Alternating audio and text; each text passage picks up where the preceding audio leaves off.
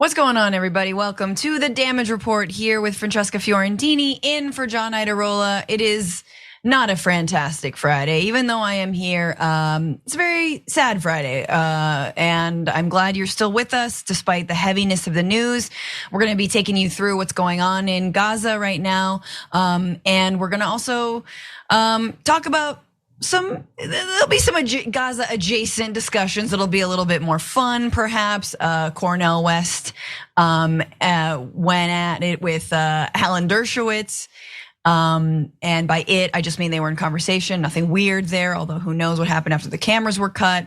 And with me to go through this very heavy day of news is none other than Brett Erlich.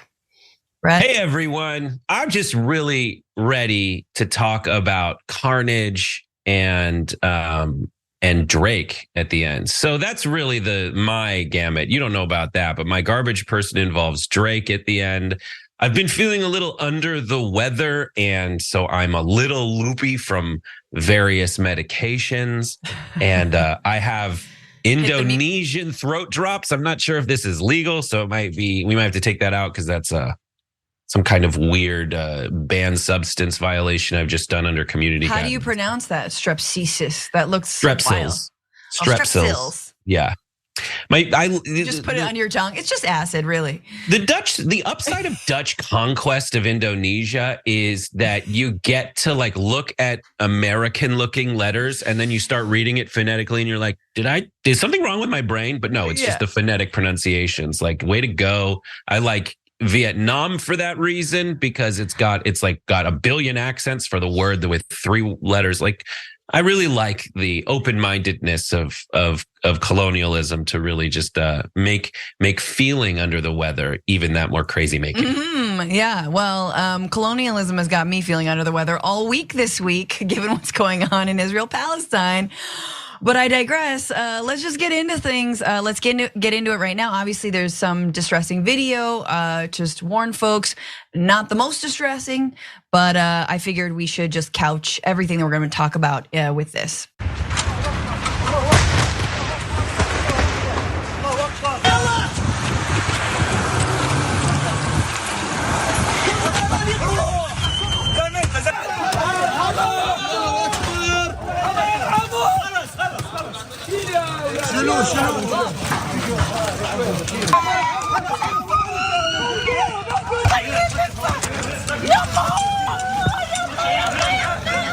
This afternoon, I met Plestia on the street close to where her home once was. Now it's not even safe to walk. Like, as you can see here, this building caught a fire as well, other than the bombardments that happened.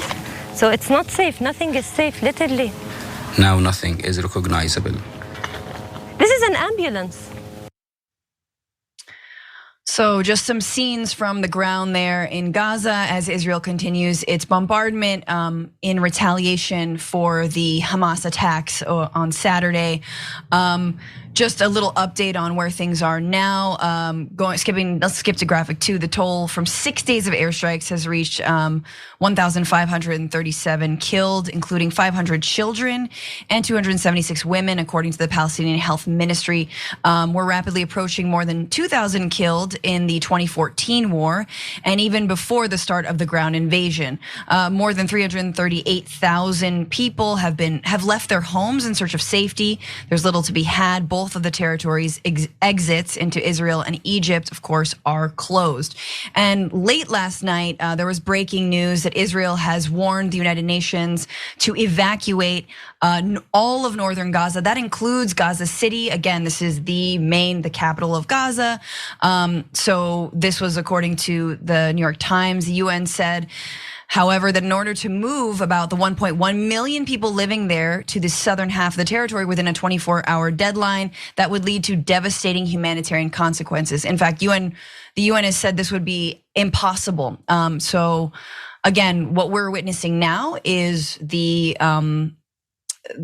basically the assault on civilians without giving them time to evacuate. As you saw in that footage, also there was an ambulance that was targeted. Not only are entire blocks being leveled, but specifically aid workers and hospitals have been targeted. Before let's just keep going with this a little bit. It's important to know just like the scale. So one thing that has come out and a lot of warfare experts have explained just how devastating this is that the Israeli Air Force says that they've actually dropped 6,000 bombs on Hamas targets, according to them, so far. That is a staggering number over the course of 6 days, according to these warfare experts. Israel, this is according to Mark Galasco, who is an advisor at the Dutch organization PAX for Peace and a former UN war crimes investigator in Libya. He said this, he said Israel's dropping in less than a week what the UN was dropping in Afghanistan in a year, in a much smaller, much more densely populated area where mistakes are gonna be magnified. Mistakes meaning, oops, we killed civilians. We can argue whether or not that would be a mistake, but here, according to the Israeli military, but why don't we look at some of this aerial footage? This is Gaza City before the bombardment started, and then on the right after, dust pretty much. You see Beit Hanun, which is another town in Gaza before and after, again, rubble and dust. So we understand, that those are not just so-called military targets. You could argue, and I believe the IDF knows this more than anyone, it's very difficult to distinguish and to only single out militants in such a densely populated area. And I'll kick it to you, Brett, but honestly, it sort of feels like, imagine if the United States were attacked, but only blue states, like only where anyone had elected a Democrat, and Hamas, has a militant wing. It also was the elected government of Gaza in 2007 that partially kicked off the blockade. Whatever you think of their heinous actions, I just said absolutely abhorrent. Imagine being singled out in a town because you voted Democrat. How would you distinguish who was a Democrat in your neighborhood and not? But anyway, your thoughts on what's going on right now? Here's the thing, is the complexity and I think the desire for like a simple like boiling down of everything creates sentences and metaphors like that. Like, I get what you're doing, and I've done it a billion times. Like, that's what happens. Everybody tries to boil this thing down to like, all right, in this one context, in this one way, this metaphor applies. And I know what you're doing, and it's right to do, because in order to understand something very complex, we need to understand it piece by piece. And we need to understand that when someone says like this thing where like children die are being killed is the same as an election. Like, I just want to, like, I'm not going to solve the problem.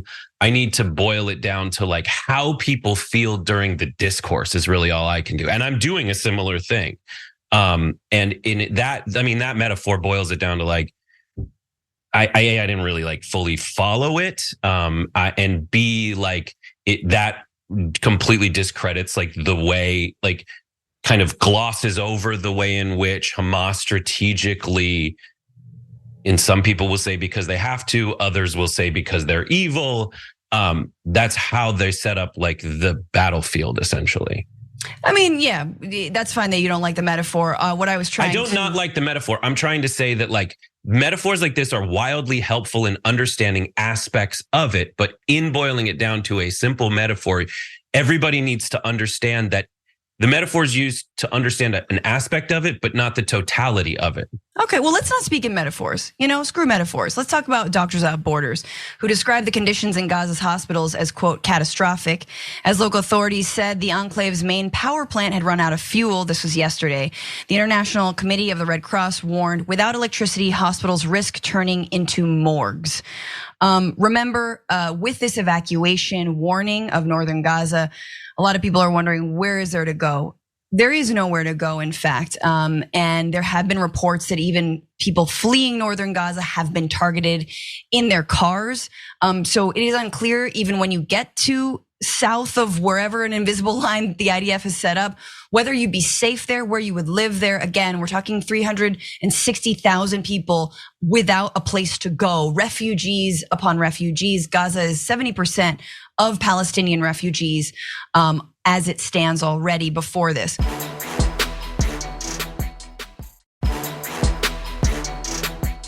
It's important to know the United States is completely in lockstep with Israel's moves here.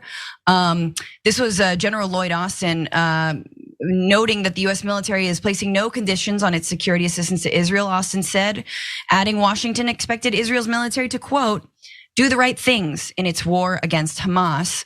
That was doubled down on by Secretary of State Blinken, who said, the message I bring to Israel is this: you may be strong enough on your own to defend yourself, but as long as America exists, you will never ever have to, he said.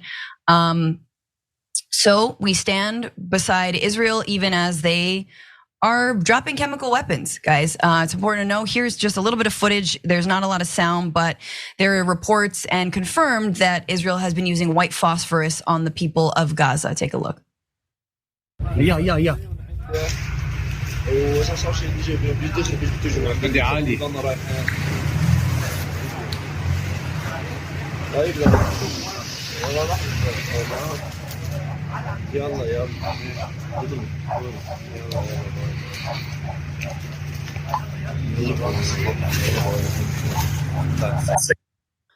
So that was video from October 10th, and Human Rights Watch did verify that those videos taken in Lebanon and Gaza, respectively, showed multiple airbursts of artillery-fired white phosphorus over Gaza City port and two rural locations along the Israel-Lebanon border. So that was along that border, as you can see, is fairly rural there. Interviewed two people who described the attack on Gaza. Just so you know, white phosphorus is chemical, is a chemical warfare, an act of chemical warfare. What it does is, upon contact, it can burn people thermally, chemically down to the bone, as it is highly soluble in fat, therefore human flesh.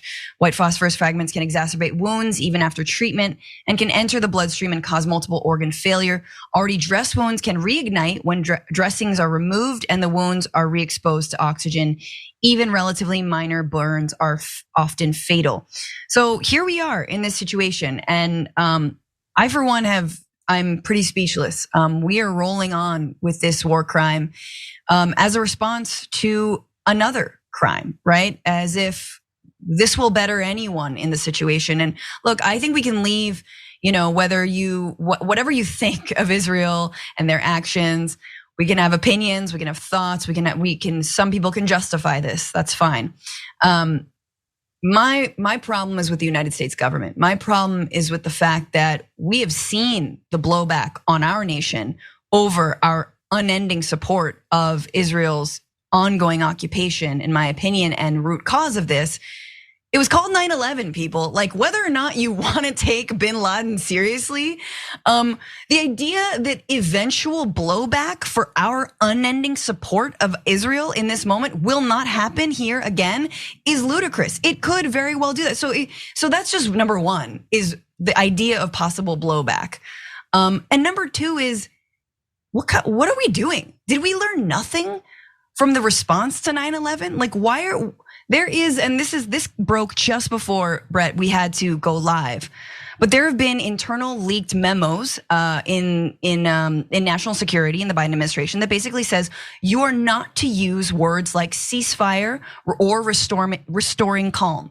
The United States does not want to hold Israel back. It does not want to lay down any kind of law or put any kind of pressure on Israel in accordance with human rights. Do not kill children. Please give hostages a moment to be released. Again, we know that Hamas asked that it said that they would kill a hostage for every time the IDF bombed Gaza without warning. So you can warn us and then you can bomb, and that would be okay. And again, there are Israeli families who still don't know where their loved ones are right now, and who knows if they could be one of the victims under that rubble. So I'm just aghast at the lack of putting on the brakes that anyone in the international community is showing right now, other than, the United Nations, the literal international community. The white phosphorus never, ever use that. That's horrible. That's, I mean, I can't believe you have to say it out loud. You shouldn't be using white phosphorus. We should not support when people use white phosphorus. It is just wildly, it's a killer and not a quick one. That's bad, unequivocally. And so, I mean, I support the statements that you made about America not supporting that kind of behavior. There is the next step that you have to get to is I mean, for my opinion, the whole thing is like you have Netanyahu, who is the most extreme prime minister of Israel in its history.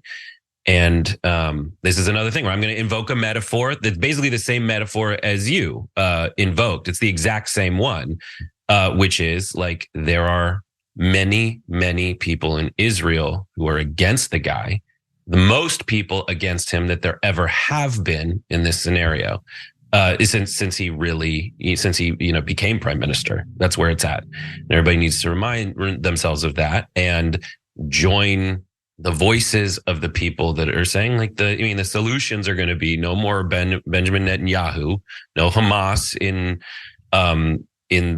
Gaza, because just, to continue your history of what happened is after they voted for Gaza and for Hamas in Gaza, the Hamas went and killed the other party. Like they systematically murdered them. I think a lot of this is happening now because the geopolitics in the region is weird. It's very weird. If you looked at it before, if you look at the history of who's on what side in what war in Israel, now it's like, okay, great. So the Arab world alliances are kind of shifting so that you have like this UAE, Saudi Arabia, Israel doing business together kind of thing that's normalizing more. And so this is another thing, like anyone who says it's simple is oversimplifying, except in one scenario where it's like, you can't just say get everybody out of northern Gaza and we're going to drop white phosphorus on everybody. Yeah. I mean, look, I think that in the immediate, this is what's happening. And so in the immediate, it's a pretty big crying shame that there is no call for ceasefire when in so many other circumstances. And if this were any two other warring factions with threat of the kinds of crimes we're seeing and the kinds of crimes we have seen, the US would be, you'd imagine, a broker for peace. You'd imagine that. But I think we've lost a lot of clout, and we're about to talk about Steve Scalise. We're about to talk about the Republican Party being held hostage by a very, very small minority of vocal far right. I would argue that it is ridiculous that we are allowing some of the more extremist elements of the Israeli government to dictate US foreign policy. It's just wild to me. And then we fund that to, the tune of $3 billion a year. There is things people can do about it. I just want to reach out and just say, for whatever it's worth, to not feel hopeless.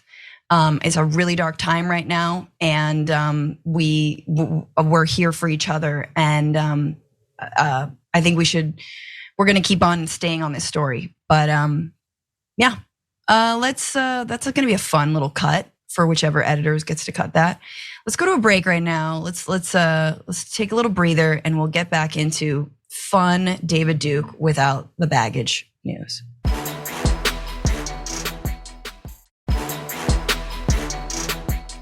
Welcome back. It's my show. What are you talking about? I'm hosting. Francesca Fiorentini here, Brett Erlich there. We're gonna keep on arguing in the interim as we just did, but this is what it's all about. It's all about healthy debate and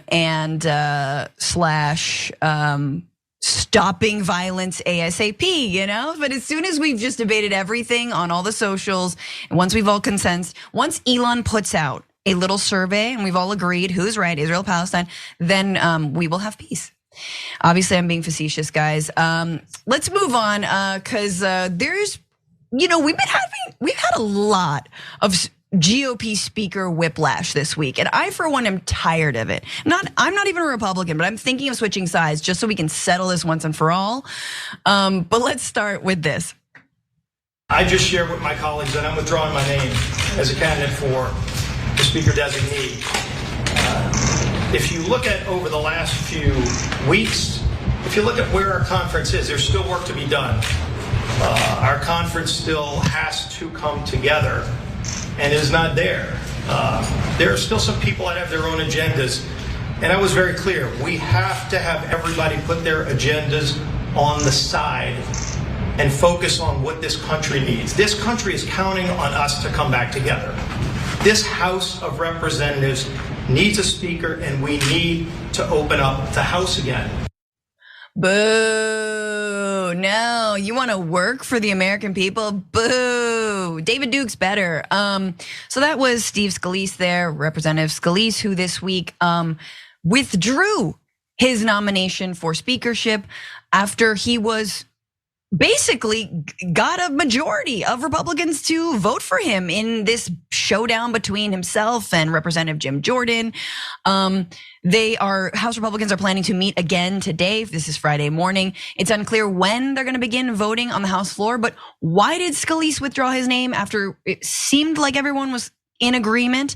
Well, his downfall came just a few days on Capitol Hill that put Republican divisions on vivid display. Scalise surpassed Jordan during the internal party contest by just 14 votes.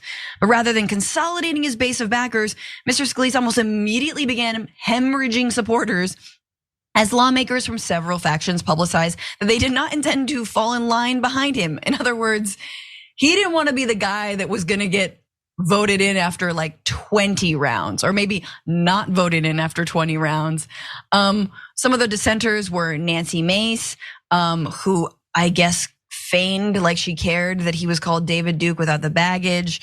Marjorie Greene and Lauren Boebert obviously didn't vote for Scalise, they voted for Jim Jordan. Marjorie Greene didn't vote for Jim Jordan because of his blood cancer, which, yeah, Marge has a heart of gold. Like, you need to fight your blood. Like, no, I don't know. When I first read that, I was like, I feel like this is a slight. Like, you don't care about him. You're just ew, you've got cancer, gross. Well, she and Gates went on a podcast together to say that the reason that Jamie Raskin was fighting so hard was because his kid just killed himself. That's why he's deranged and going through it right now. That's why he cares about America. Good Christians. So it's not without precedent. So obviously Jim Jordan's like, is it my turn? But of course, a lot of GOP members are like, I don't think we can elect this guy. A lot of folks don't think he can get the 217 needed.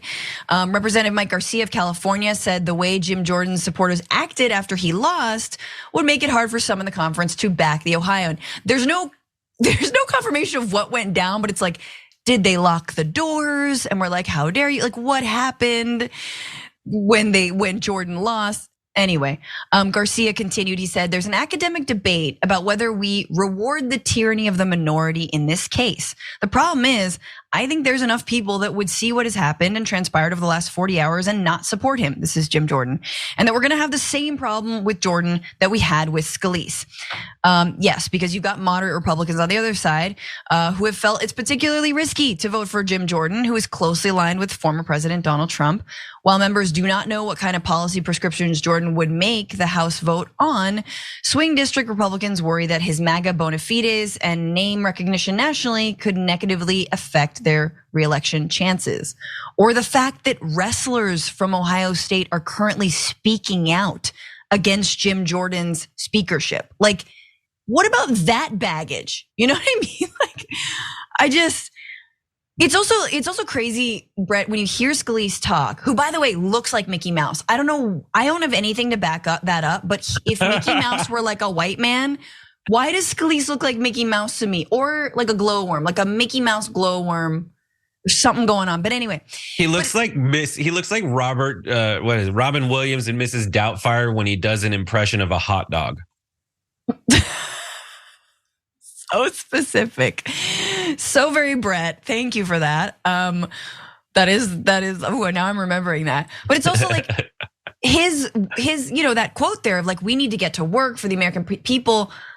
You don't hear that from a lot of Republicans, right? You hear we need to get to work stopping Joe Biden's agenda, i.e., shutting down the government. I feel like Republicans won't be happy unless there is a month or 2 or 3 government long shutdown, because they realize, especially when it comes to the impeachment inquiry into Biden, they like caught up with the car as they're the like pack of dogs, and now they're like there and like, oh no, I'm under the wheel. No, let's back off the car, slow everything down, because we clearly don't have the evidence we need to point to the big Biden crime family conspiracy. Also, Steve Scalise looks like the version of Sonic the Hedgehog they had to digitally reimagine from square one. That is actually it. But yeah, so that's it. It's so funny. Like, what works in intra-party politics doesn't really, the only person who can make it work on a national scale is literally Donald Trump. All his little minion babies are worse at it. Strangely, Matt Gaetz is the best at it, but it's still a losing strategy. Yeah. It's a winning strategy for them to win certain concessions and seem like they're in charge of this thing, but essentially you're just king of the ashes. And that's what they're in. And so they're in these, like, I don't know. I worked as a writer's assistant under Dan Harmon, and the smartest thing I ever heard him say was talking about studio executives who are like giving conflicting notes, like a child saying, oh, would you like 1,000 pounds of candy? Yes. Would you like a stomach ache? No. And they don't understand that those are conflicting desires, right? And that's what's happening. They want to exert their power and be this Republican Party that emerges as this fresh, new, awesome, powerful face. But really, to get that power, they are turning the Republican Party to ash. Yep. And normies hate that. Normies also have conflicting ideology where they're like, I like my congressperson, I hate my Congress. But in this scenario, it's really hard for them to, they've made it so easy for the average Joe to look, and Josephine, to look at the frickin', Congress and say, wow, the Republicans are a mess right now.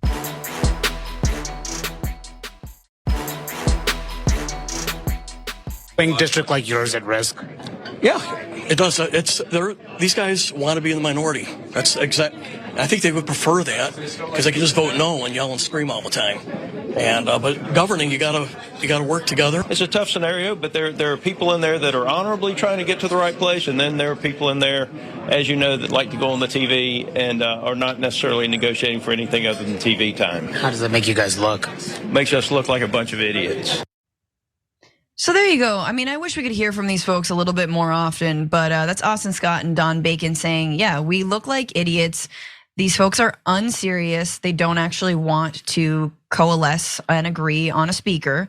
And apparently Americans agree. There's some new polling out from CNN that shows the public impression of the Republican Party is in the gutter. It's not doing well. So just generally, half of Americans did approve of removing Speaker McCarthy as the House Speaker. 49% disapproved, so pretty split. And that was about a week after last week's vote I can't believe that was just last week. Nearly half of Americans, 46%, have an unfavorable view of the now former speaker. 21% have a favorable view of him, and about a third expressed no opinion. Florida Representative Matt Gaetz is also completely, being pummeled by these polls. 44% holding an unfavorable view of him, and 14% a favorable one, 42% unsure. Asked what they think, Republicans specifically, what they think about their leaders. 51% of Trump supporters approve of their work, but just 35% of other Republican aligned voters feel the same. So, 51% is like, it's the majority, but it's not good. That's not like 51, like how many Republicans want Trump to be president again, right?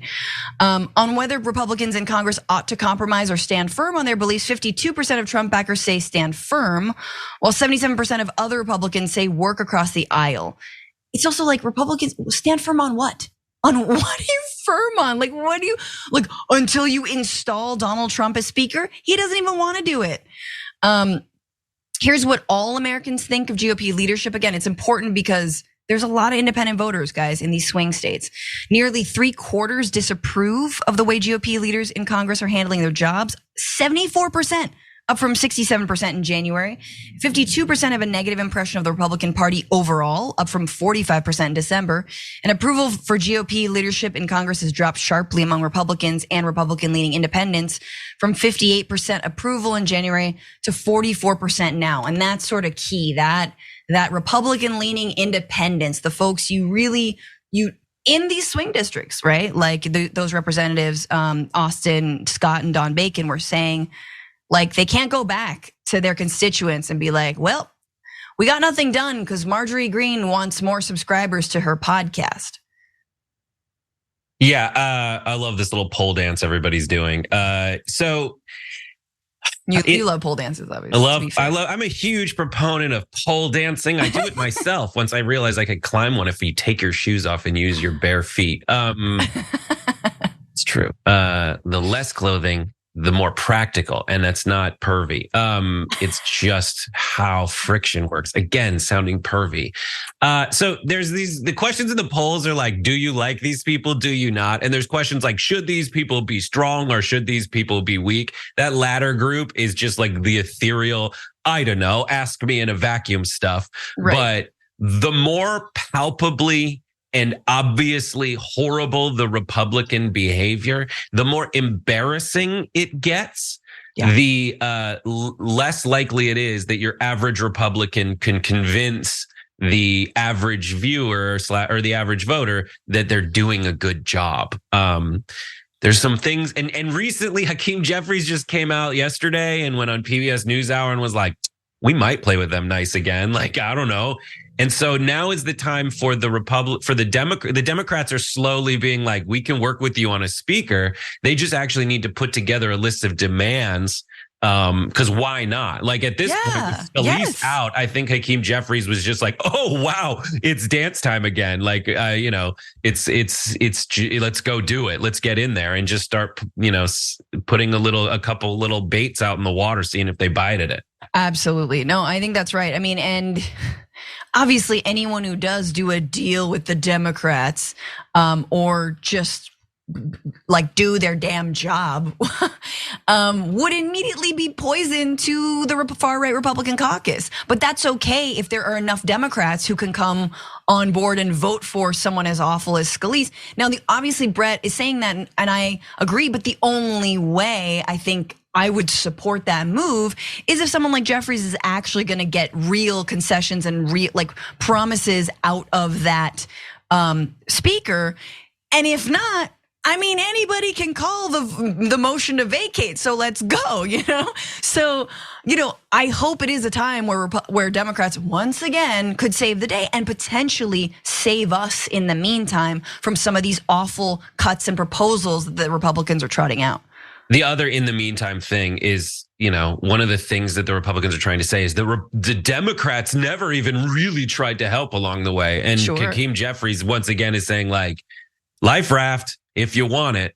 And then the other thing is like we mentioned in this segment two like high profile at risk Republicans who won in vaguely purple districts, Don Bacon and Mike Garcia. Like that's California 17, and then what's her name? Paula Jean Swearengin? No, who is in? It's Omaha. It's a former and current justice or Democrat ran against her. I forget her name, and I feel horrible, and I can picture her face. I can't help you.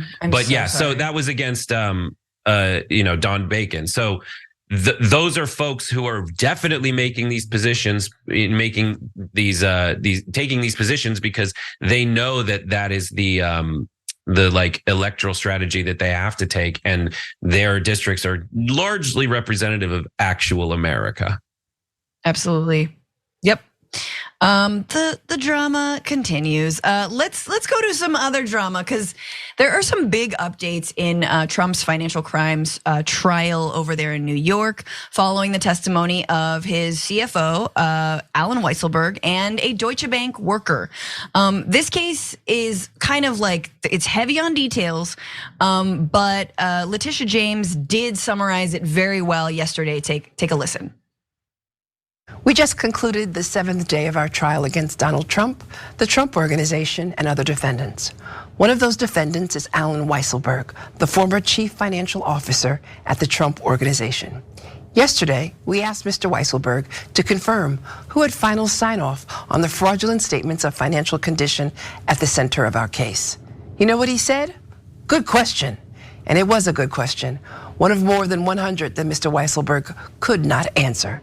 But Mr. Weisselberg was able to remember that Donald Trump himself reviewed the statements.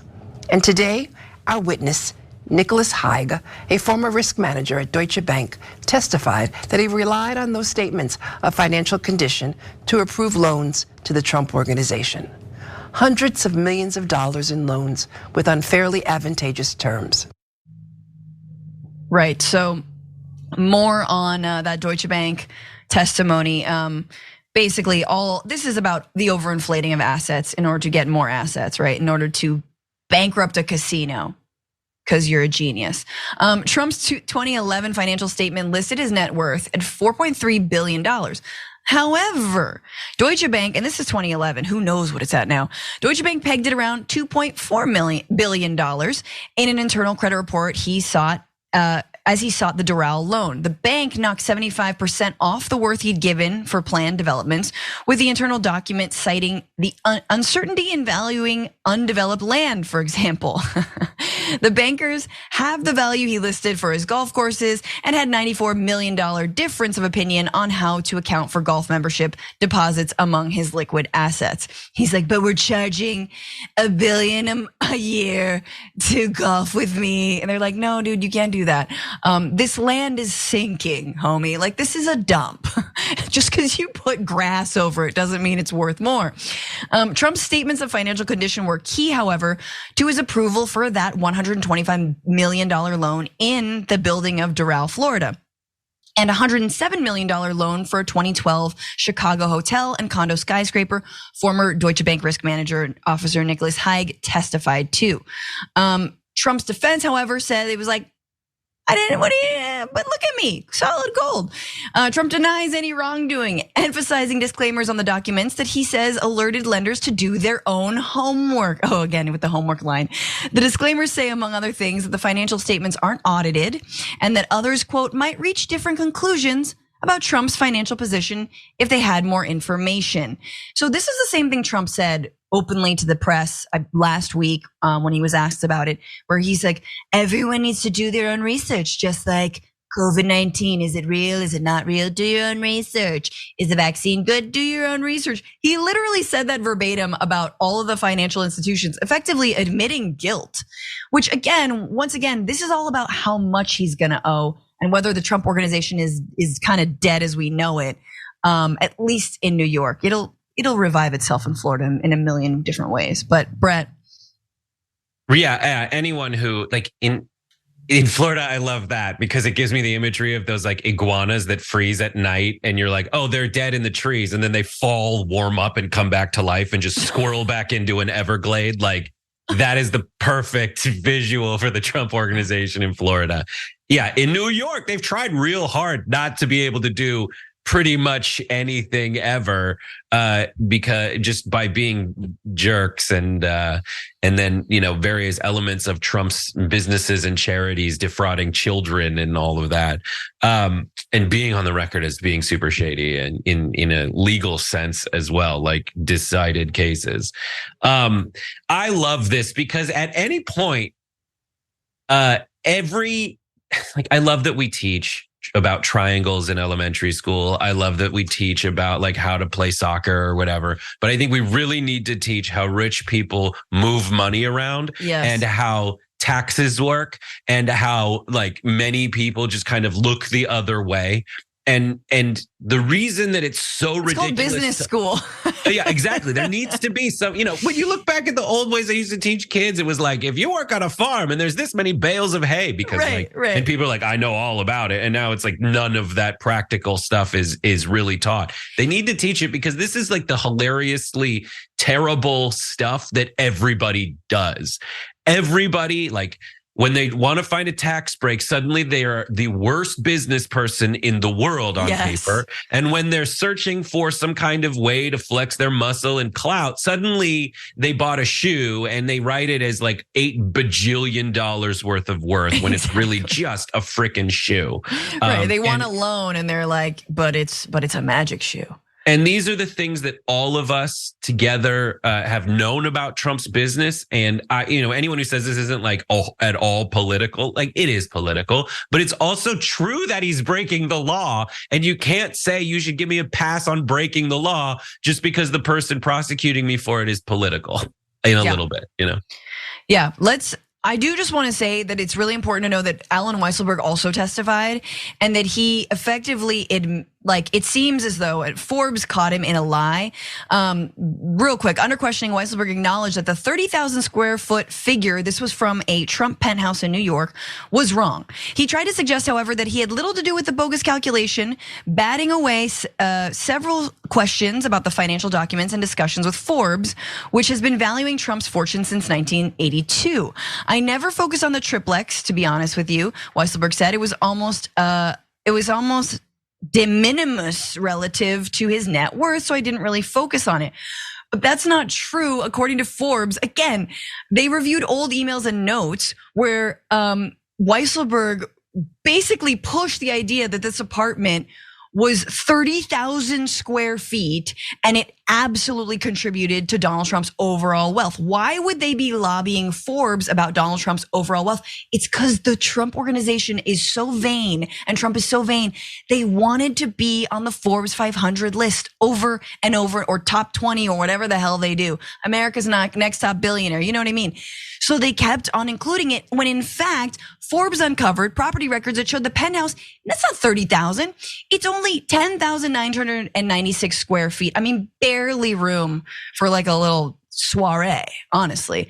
Not 30,000 feet, not 33,000 square feet. Reporters reached out to Weisselberg and others at the Trump organization to ask about the discrepancy, emails that are now being used as evidence in this case. So again, on some dumb stuff, like how big is your apartment? Your penthouse, 33,000 square feet. Just like, so even small little lies like that Forbes has caught them in, shows just how it was commonplace to overinflate all the things that Trump had. And listen, in his, how there's yards and that's 1 yard is 3 feet. I'm sure that's just what happened. They were just like, sure they were using metrics or something. It's not his fault.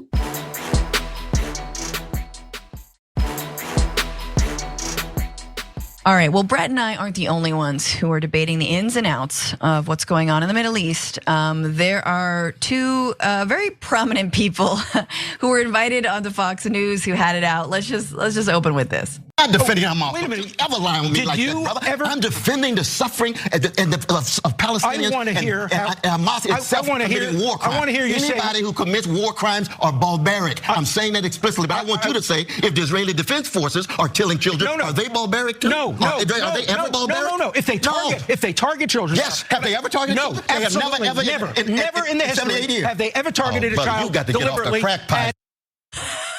Okay.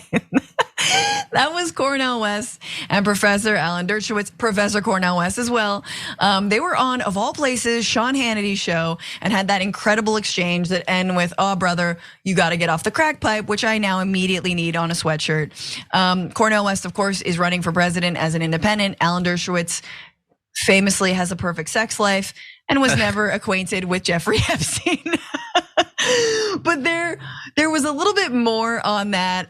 It opened, and this is really interesting because you don't see these kinds of debates, honestly, even on places obviously like CNN or MSNBC. It was interesting to see two opposing views just kind of go at it, and like have kind of an honest little argument about it. Here's a little more from that. Would you allow the killing of Americans to continue, or would you go and get the terrorists, even if it meant possibly collateral damage on Palestinians? What would you do? I'll tell you exactly what I would do. First, truth and morality tend to be two casualties in any context of war. I would want to tell the American people the truth. I would tell them what the context is, how we found ourselves in this situation. I would not jump for a military invasion and a genocidal attack on a genocidal attack on Gaza. No, it's not a genocidal where are they supposed to go? When you're where are they killing supposed to terrorists. go? So he ends that by saying, where are they supposed to go? He's asking Dershowitz pointedly. Dershowitz, listen how Dershowitz hedges and has no idea. Take a listen. Where do they go? Where do they go? Yes. Let me tell you where they go. They go to the UN. UN is keeping from Gaza to they Geneva? They go to no. The UN has places in Gaza. They go to the Rafah crossing. 11 UN people have been killed in the last few days. They go to Egypt. They go. Egypt, how they wait a can't minute. get out? Let Come me on, make another brother. thing clear. No. Gaza City is very dense. Absolutely. But Gaza It's itself, the Gaza Strip, there's lots of room. The Israelis have said, get out of Gaza City. Go to Rafah. Go to Khan Yunis. Go to other places. And you know what Hamas With is no saying? water, no Wait food, a minute. no electricity, You know what all in Hamas the is dark? saying? Hamas is saying, don't go. Oh, I'm not here to defend Hamas. Well, you are. No, I'm not defending Hamas. Wait a minute. Don't you ever lie on me like that, brother. I'm defending the suffering of Palestinians. I want to hear Hamas itself committing war crimes. I want to hear you say anybody who commits war crimes are barbaric. I'm saying that explicitly, but I want you to say if the Israeli Defense Forces are killing children, are they barbaric too? No. Are they ever barbaric? No. If they target children, yes. Have they ever targeted children? No, absolutely never in the history have they ever targeted a child. You got to get off the crack pipe. Okay, I just had to see that again. But there you see sort of the lead up to it. Cornel West is like, it's like a nonstop flow of like, where are they supposed to go? And Dershowitz, and you can sort of hear him say like, I want to hear you condemn Hamas, which kind of, as we discussed, like he almost got that out, but he didn't quite get it out. Which we kind of discussed. It's like, yeah, it's important to condemn these terrorist acts, but at the same time, what's happening now, right? And like if Cornel West, he's condemning all war crimes. I just feel like, again, Dershowitz has no idea. He says, go to the UN. Cornel West says, they killed 11 UN workers in the last few days. And finally, get off the crack pipe. But more importantly, Brett, I like how these two gentlemen are kind of the same stature. And they're both like really gesticulative. And so they're kind of just like, and there's like a lot of hands and there's a lot of like, and I think it's very funny. I love this exchange. Like, Cornel West is so good at being like, I'm going to say all my facts in a row. Yeah. And I have them. And there's like a little glee in his voice as he does it, but he also knows how to keep it about like the actual subject and all that. Dershowitz, for me, Dershowitz is that same guy who kind of was like, it's okay to sleep with minors. Like, he's a constitutional law professor who has argued cases before the Supreme Court, I believe. And that's where you get away from like, all right, here's my client who's walking down the street at this time. And it gets into like, so in a hypothetical, let's talk about, how maybe it's okay to do this kind of thing, dating back to, whatever. And defended Trump. Right, which got him like, yeah, he's taken some weird things. So just like watching these guys all mess around is pretty hilarious to me. Especially because like you can get your actual discourse on Gaza and Israel. You can kind of glean where various sides stand, but I want to commend them at the end. They actually did all get along and like shake hands, and it's a pretty amazing moment where Sean Hannity invites them both to Harvard and says that they can't go because Fox News isn't allowed there. But Cornel West is like, yeah, you can come with me. We'll all go to Harvard together and have this debate there. Yeah. I'm wondering if we can we squeeze one more? All right. No, let's just. We can talk about this more. Here's what I want to talk about in terms of this exchange is that, like I said in the beginning, there's an honesty to this exchange. No matter who you agree with or disagree with, or who you think is making good points or not making good points, Alan Dershowitz has absolutely been a, for lack of a better term, pro-Israel sort of emblem for a very, very long time. I personally disagree with him vehemently, but he is saying with his full chest, effectively, like, look, there's gonna be collateral damage. He calls it collateral damage. I would call it civilians, but he's saying it is worth it to have dead civilians in order to get to the terrorists. And that I think is what a lot of people are saying. I am not one of them at all. And so it's kind of nice to hear, other than a sanitized version on CNN, a sanitized version on MSNBC, you have someone who's like, nah, man, you gotta get the terrorists. Sorry that they died. And then you have, Cornel West, which honestly, at the end of this week, Cornel 2024, baby, let's go. I'm not even mad right now because I feel like Cornel West, Brett, we never hear on mainstream media someone arguing for like an end to like all the violence. You see it on social media. For some reason, we're looking to rando celebrities and our friends to say more than what we see on mainstream news. Yeah. This is what I was kind of getting to. It's like there's so much cynicism in the discussion. Well, there's so much stupidity in the discussion that you have to say like a very concise, easy, like, let's not kill kids. But there's so much cynicism in the discussion that people get mad at you for saying that. Right. That's what I really want to hammer down on. It's like, which is it? Like, all of this discourse is welcome. I'm glad they had it. Absolutely. And I'm glad you guys joined us for this first hour. We have more in the aftermath. Don't go anywhere. We'll be right back.